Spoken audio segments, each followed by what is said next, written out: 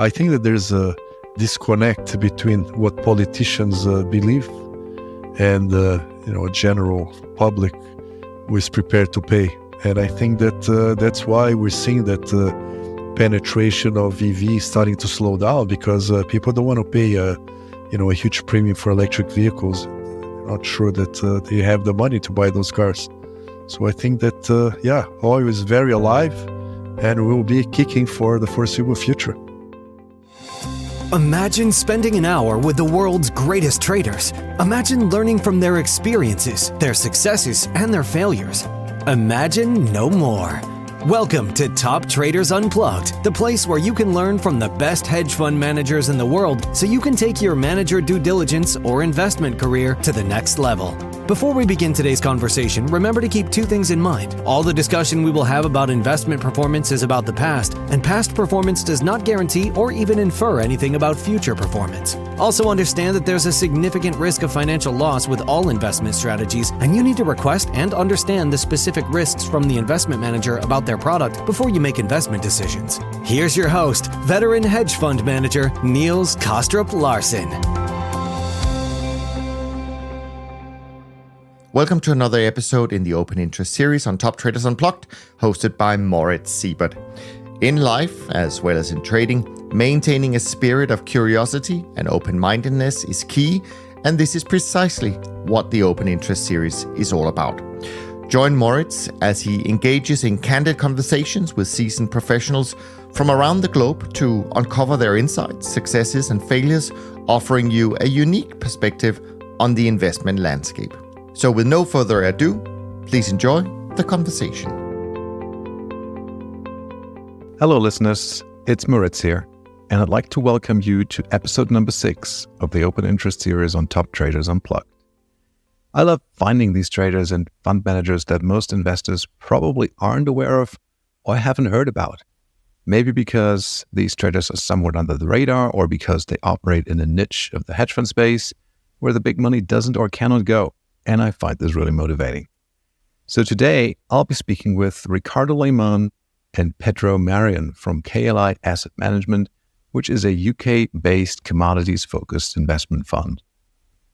KLI got started in 2018 and today manages about $400 million, a big chunk of which is internal capital, by the way.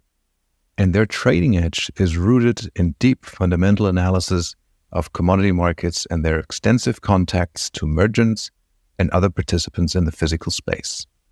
I always find it very interesting when traders use their connections into the physical markets and use that information to trade, which is why I thought that I should have a chat with KLI and take a bit of a deeper dive into what it is that they do. So without any further delay, Ricardo and Pedro, welcome to Open Interest. Thank you. Hi, Morris. Thank you. You're more than welcome. So, Ricardo, you have a really interesting background, and let's start there. You were the CIO and COO globally at Louis Dreyfus, where you worked from the late 1980s to the early 2000s. And then you were the CEO at Noble Group, based in Hong Kong, I think, until 2011. And maybe some of the listeners remember that Noble Group had a bit of a, shall we say, hiccup, or maybe the technical term is imploded, because they cooked the books in 2015, which was long after you were no longer there. So it doesn't have anything to do with that, but that kind of like comes to mind. But that aside, tell us what got you into commodities trading and, all the way to KLI Asset Management. Yeah, I think important also to mention that me and Pedro worked together at a company called ECTP. We started there. I founded the company, raised equity capital from a Brazilian group called the BTG, and we built a global commodity business from scratch, which was a very exciting proposition, which I did that from 2012 to 2018. After leaving, we started the KLI. I was, at the time, living in Brazil, which was a closed economy, and actually one of the only vehicles of being close to the international market or the world, when globalization was not really an item, was the commodities market. And that's what attracted me to start my career as a trainee at Louis Dreyfus back in Brazil in 1986. Wow, long time ago. And I think you stayed there for, almost 20 years, all the time in Brazil? No, actually, no. I worked on and off for Dreyfus. I worked there twice, but the second time I worked there was in London, where I was working close to the CEO of the company, where it was the global headquarters of Dreyfus at the time. Right. And then you moved to Noble Group in Hong Kong, I think, until 2011. All right. And you, Pedro, Ricardo just mentioned you started a company together in, did you say 2014 or something like that? But what did you do before? Did you know Ricardo before then? And did you trade commodities prior to that? Yeah, no, I started my career in 2004 at Goldman Sachs in a bank. So quite different path to Ricardo. But after working quite a few years in banks, I decided, I didn't know Ricardo, but when we met, it clicked, and I decided to join his project at BTG or CTP. And yeah, that was a lot of fun, to be honest. We had some good years.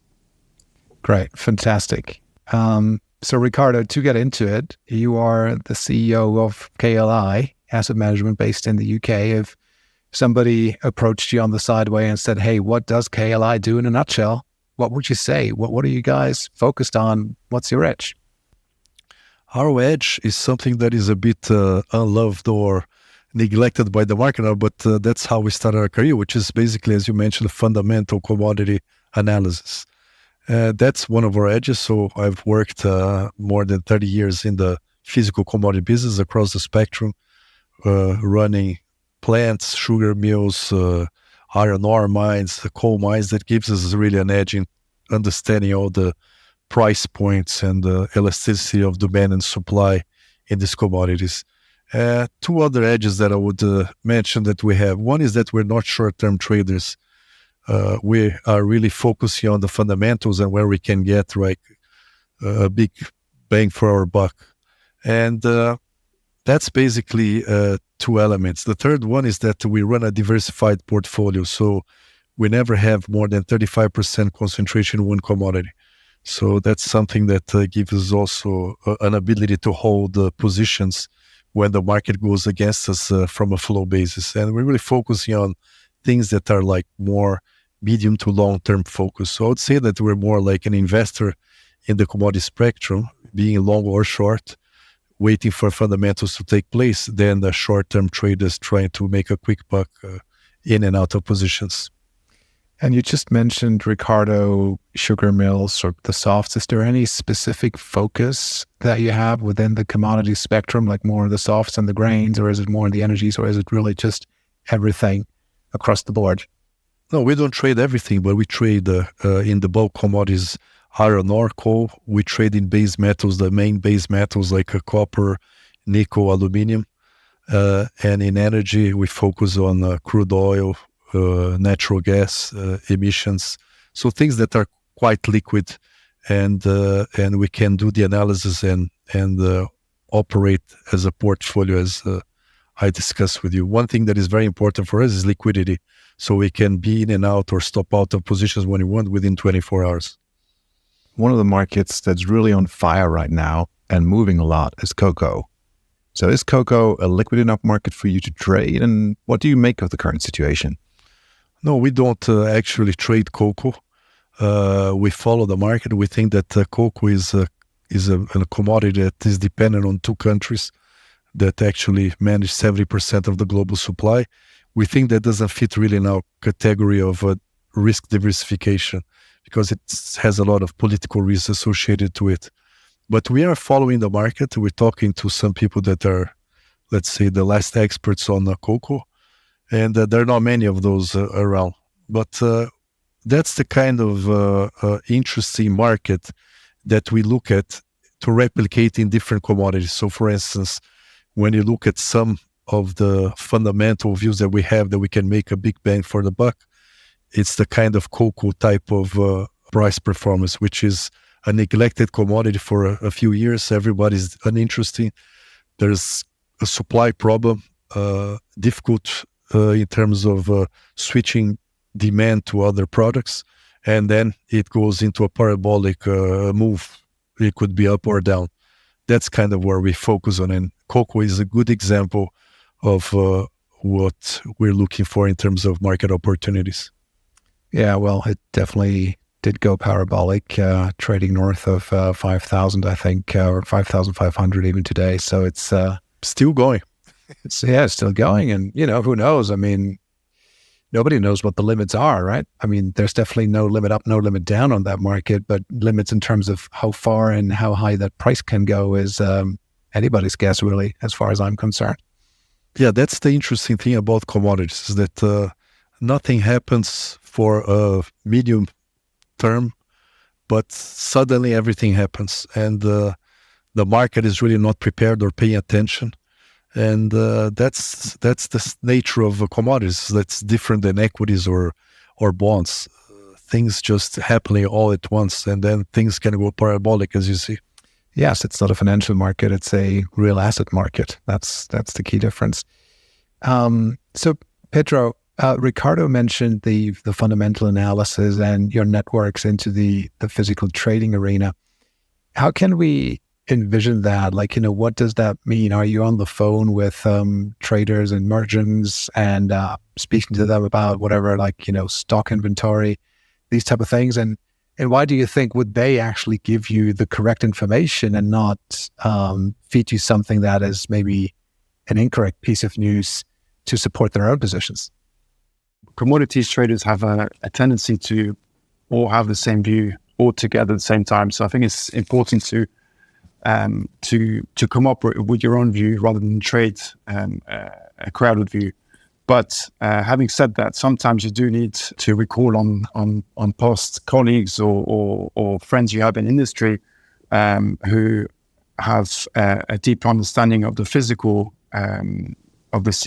market at that given point, to understand exactly if your thesis is correct, and to do any further work.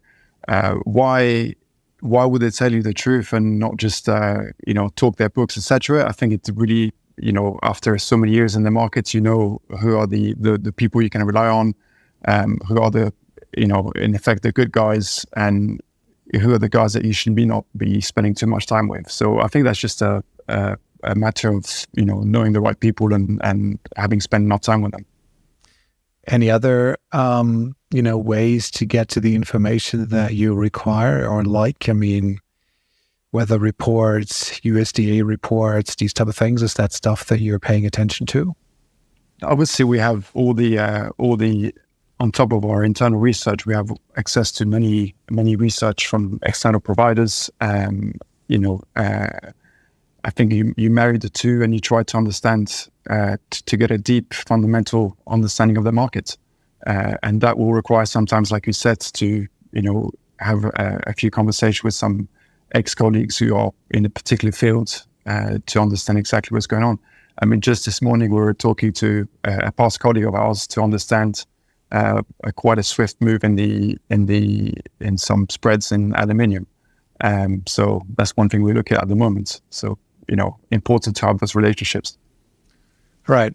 Ricardo, I think in our prep call, if I remember that correctly, you mentioned that in addition to the futures markets, and I guess what we've spoken about so far is probably linked to you trading futures, but you also trade commodity equities.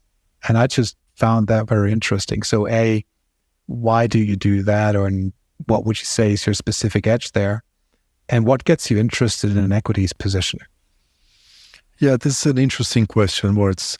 And basically, we have been doing this for more than 15 years.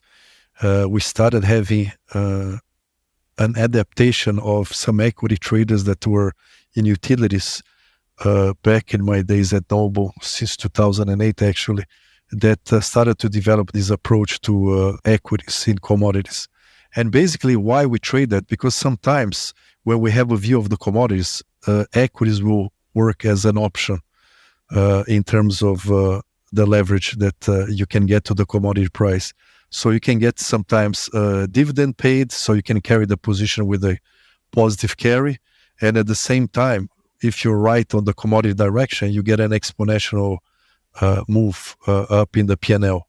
And, we choose very well companies that don't have a lot of debt and are market leaders or have an edge and low-cost producers, so that if we're wrong, we don't get completely wiped out.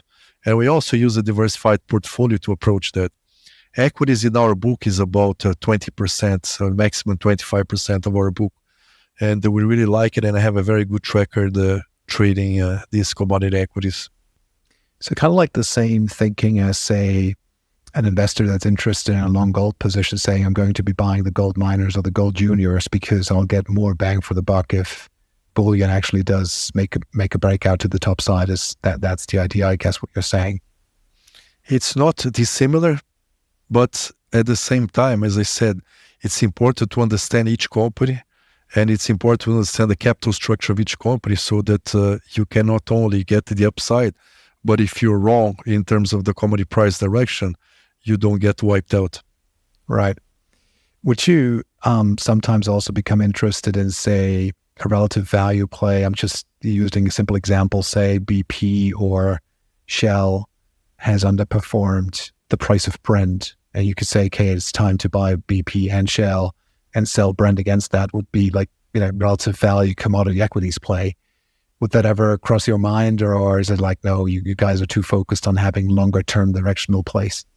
Yeah, I would say that we're more long-term directional players on that.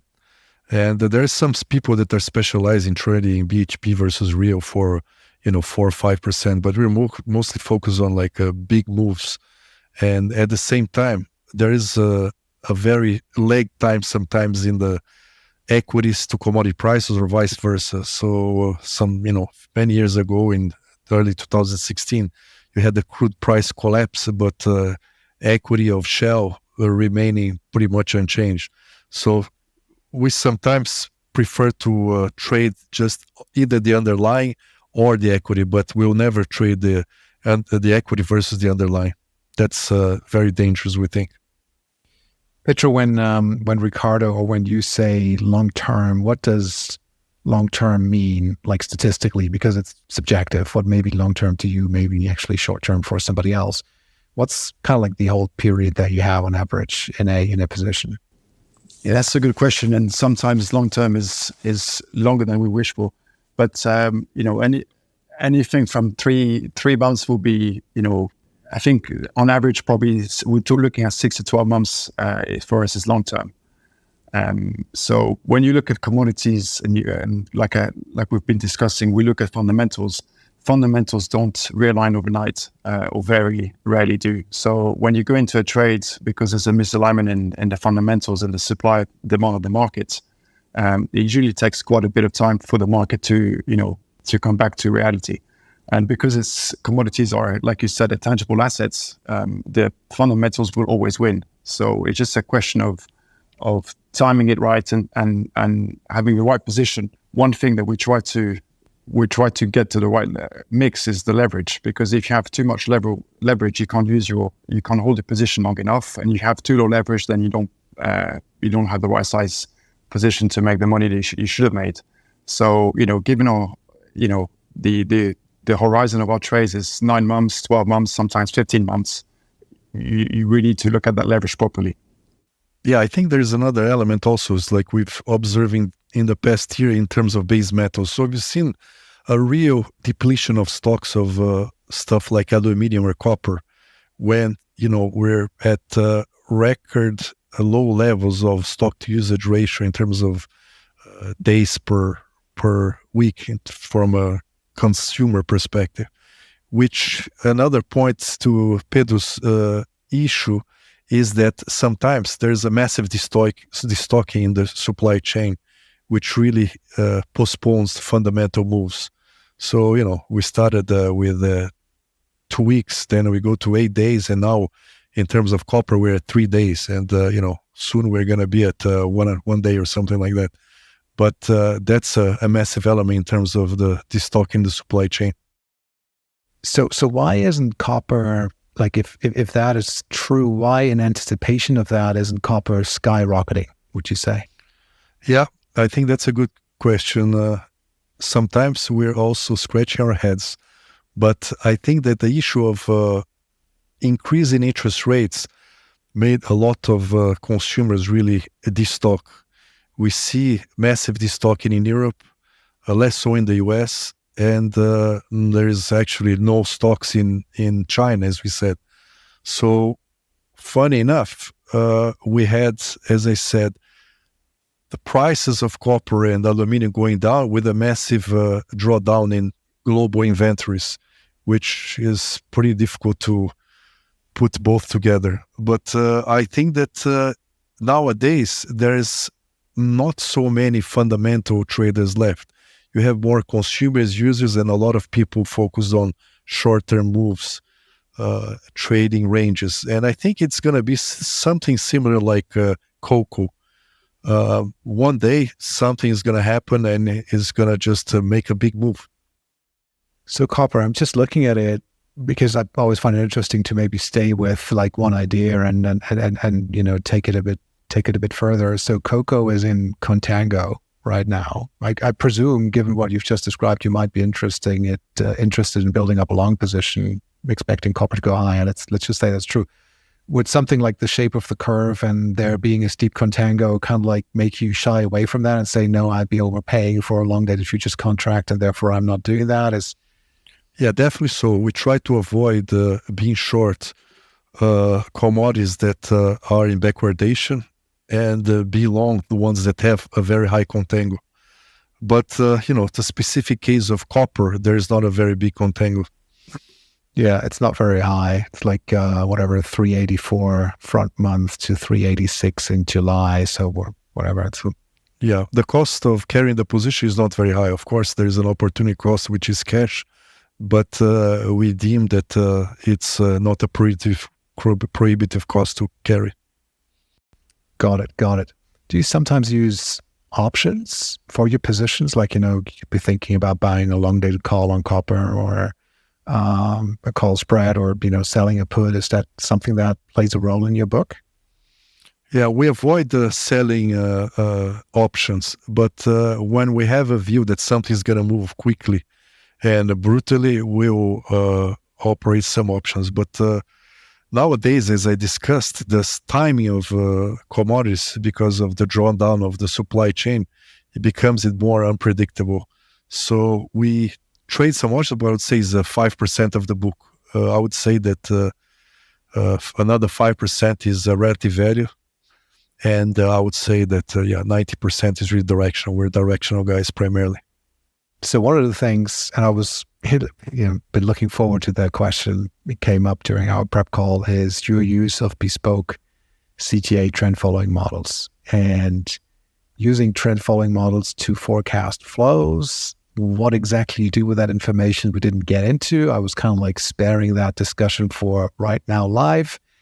Are you trading against that anticipated flow, ahead of that anticipated flow? How much edge is there in the exploitation of a CTA trend following model for what it is that you guys do? Basically, we have two ways of analyzing CTAs, and we do both of them. We look at the short-term CTAs, which are basically trading moving averages, and they're simple to track, and they're very fast and very active. And there's other type of CTAs which are more momentum or those that look at the shapes of the curve, etc. Those are more like longer term CTAs in terms of when they buy and sell. It is very important nowadays for any trader to follow what CTAs are doing, but we don't trade against them or with them.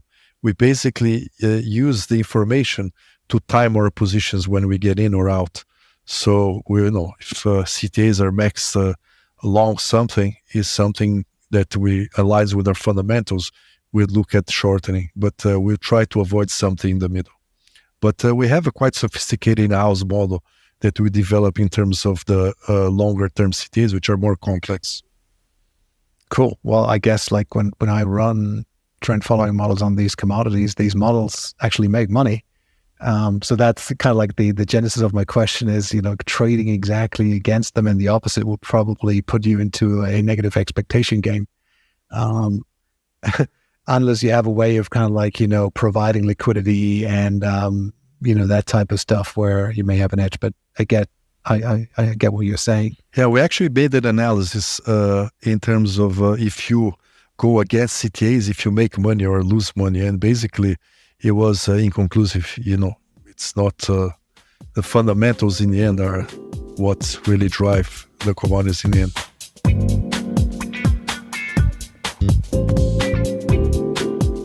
Look, let's bring it back into maybe some of the interesting themes that go on in the world right now.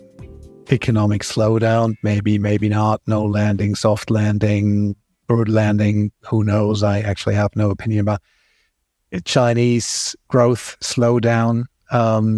What is it that you currently look at that is particularly interesting? It's interesting that despite the slowdown in European economic activity and also depletion of copper stocks in the US and the crisis that is perceived about China, copper demand in the year that passed in 2023 went up substantially, and so did aluminium, with European demand down 10%. Global aluminium demand went up a couple of percent because of China. So actually, China has been the one country that has been pulling demand into these green metals, if you call them transitional metals. So it's interesting when people are so negative about China and the world. I would say that China, despite consumers being very negative, the underlying demand has been very high for these base metals and continues this year. So there is something fundamentally changing in the Chinese economy, which is increase in use of these transitional metals. And in Europe and the US, as I said, demand has been going down primarily because of destocking. So we think that people can destock up to a certain moment, and when interest rates start to go down and the economical cycle picks up, I think that you'll see a pickup in demand in these countries as well. And basically, the industrial cycle is an 18-month cycle, and probably we're reaching the bottom of the down cycle globally, in my opinion. So you think, or Pedro, maybe you want to chime in, there is no hard landing or recession will probably, did I get that right, glide out of maybe a little bit of a bottom that we have now and emerge into a new cycle of growth? Yes, I think that's our view. Even last year when I think there was a lot of negative talk in the US about recession, and just I think what was interesting last year is even though there was no recession, just the idea and the thought of having a recession in the US also increased a lot of that destocking that Ricardo mentioned. So just the all the negativity, in the end, you had even though you didn't have the recession, you had all the effects of a recession in terms of the destocking. Going forward this year, I completely agree with Ricardo. I think not only you'll have the normal demand that will pick up, but also you may, if the rates do go down, you may also have some restocking going on. So we're quite positive on global growth. Ricardo, I think you mentioned earlier in the conversation the bulk commodities, and let's tie this into what you've named the transition probably to a greener form of energy, or the green transition, ESG focused green transition. How does that impact the coal markets going forward in your view? Because we've seen them actually rise in price, and Germany has never burned as much coal as they did in the past couple of months. What's your view there?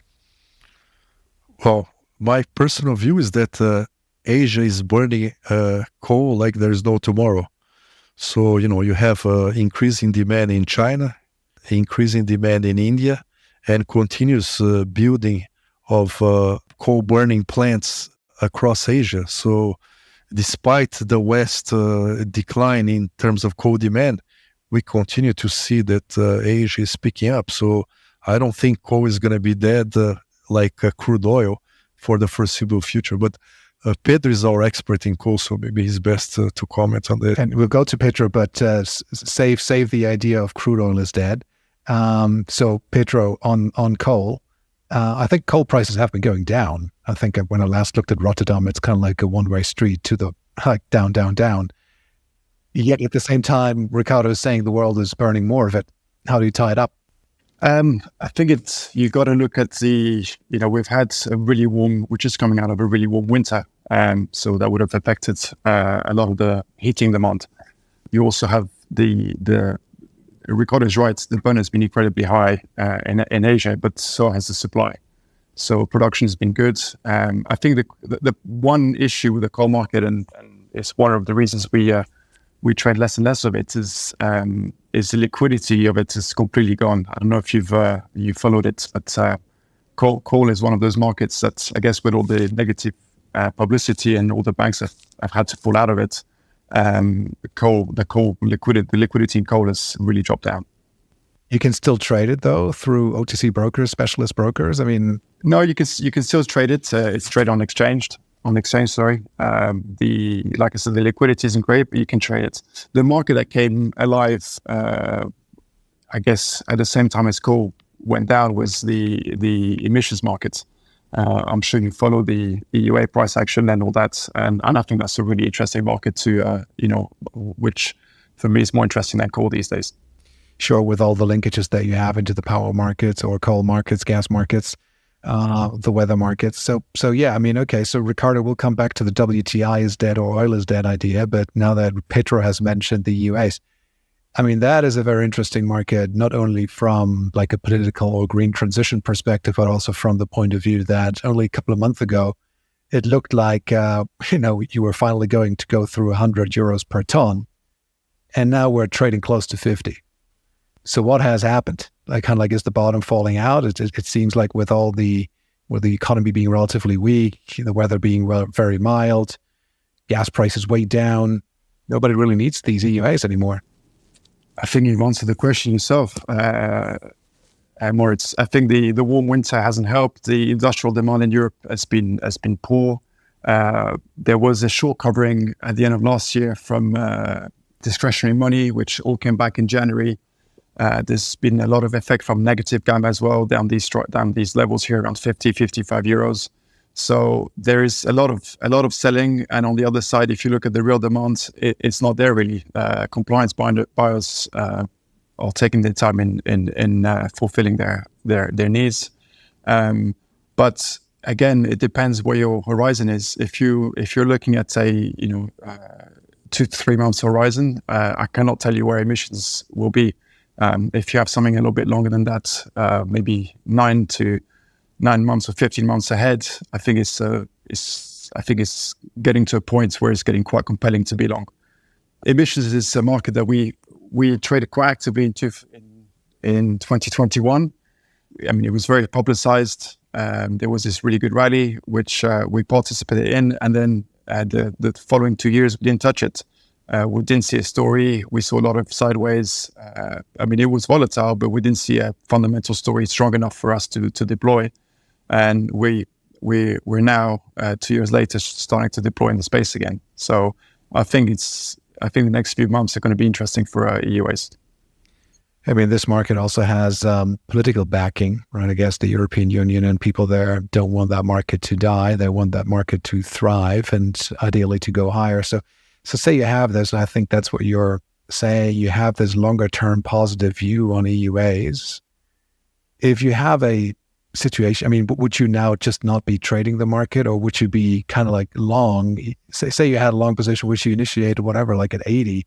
It's like, well, I'm fundamentally long. I'll be happy to take it down to 50 or 40 or 35 and just stick with it and wait for it to go higher. Or is there a point where it's like, oh no, we're stopping that out. We're going to be long another day? Luckily for us, we didn't get long at 80.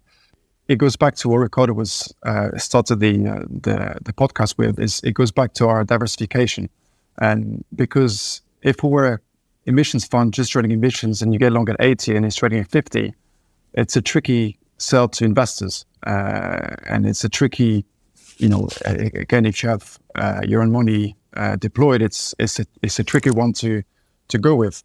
If you trade it part of a bigger portfolio, and hopefully you're going to get a few trades right, and it gives you that staying power and that luxury of deciding, okay, what do you want to do with emissions? Do we believe in it strong enough that we're going to keep it, or you know what, the fundamentals have changed and we don't like it anymore, let's kick it out. for us, it's as a long-term trade. It's one of the ones that we have a really good. We really like it. When you do these fundamental analyses of these markets and you come to the conclusion that EUAs, for instance, are a buy, do you also formulate a price target? I mean, that could also be the outcome of the fundamental analysis, is to say, oh, yes, it's trading at whatever, 55 or 52 euros per ton now, but really our fundamental model says by the end of, say, 2025, it should be trading at 120. Is that an outcome that your models produce, or which you formulate? It's difficult to come with a definite price like this, because the demand obviously comes from all the power stations in Europe. So you got all that demand from, we know where the demand is coming from. The supply is different to other commodities in that the supply is an equation that's given you to by it's a political decision. So that can change, that can be, that can vary.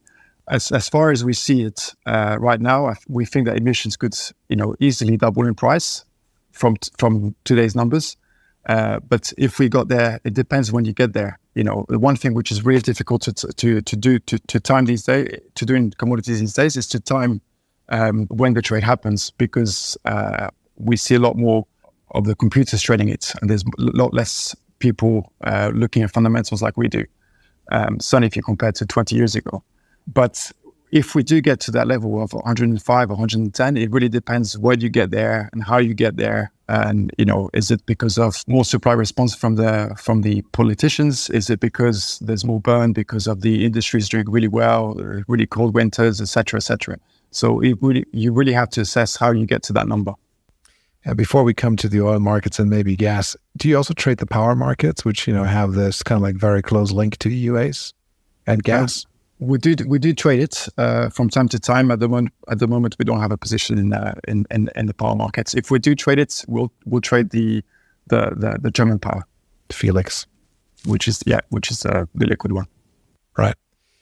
Okay, Ricardo. So oil is dead, is I think what you said. Why do you say that? No, I said that's what the market perceived, that oil is finished. But I think that oil is very alive. And you will continue to be alive for the foreseeable future, to be honest. So I'm not one of these proponents that believes that gas and oil will disappear from the energy matrix. To the contrary, I think that probably the green transition will take a lot longer than the politicians have estimated. And I think one of the key issues is that nobody ever asked the consumer if they're prepared to pay for this, right? So we've already seen this in France, that when energy prices went up, they increased taxes, what the results are. And you've seen also recently in Europe when the German farmers' diesel subsidy was cut, what was the effect, right? So I think that there's a disconnect between what politicians believe and general public who is prepared to pay. And I think that that's why we're seeing that penetration of EV starting to slow down, because people don't want to pay a huge premium for electric vehicles. They're not sure that they have the money to buy those cars. So I think that oil is very alive and will be kicking for the foreseeable future. Yeah, I think these EV prices are falling across the board. At least that's what the newspapers report over here. And, China is building a lot of them. Maybe all of the EVs are going to be coming out of China at some point. They're even getting their own ships to, ship them over to Europe.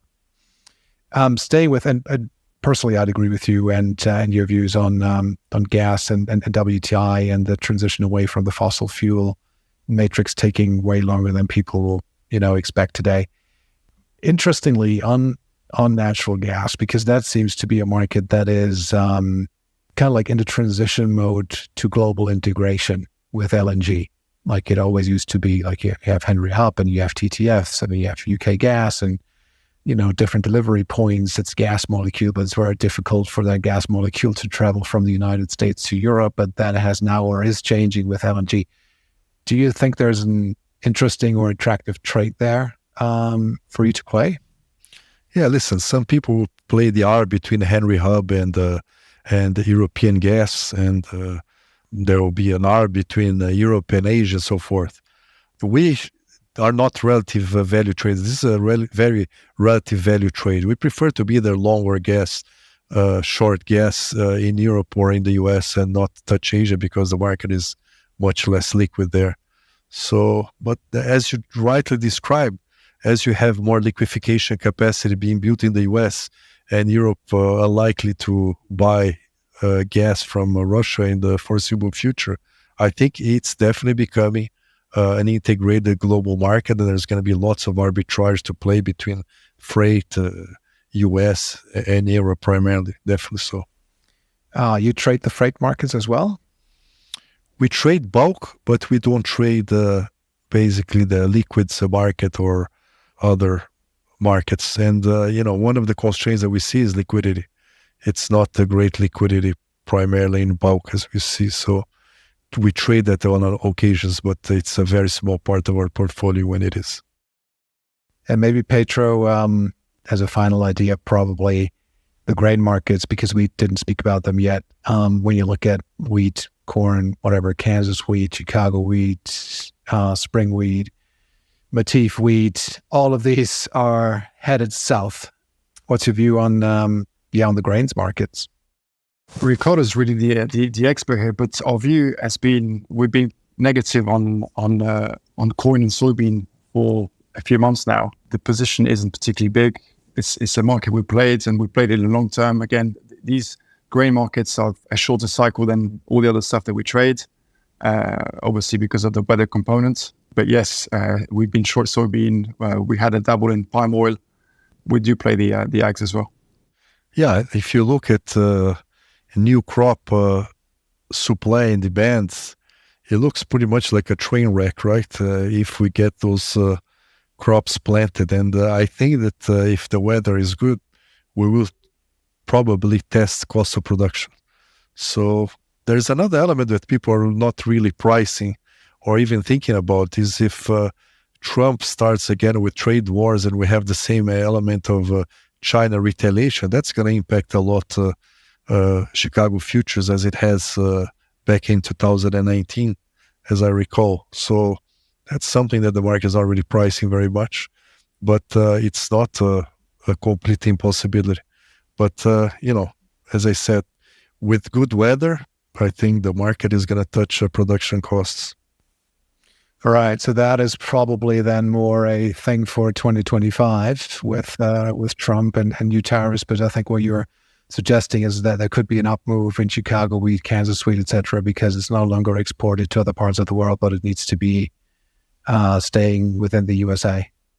Remember when tariffs were imposed on China retaliated and they basically bought soybeans and corn from Brazil and Argentina and avoided the US, right? Because they put tariffs themselves.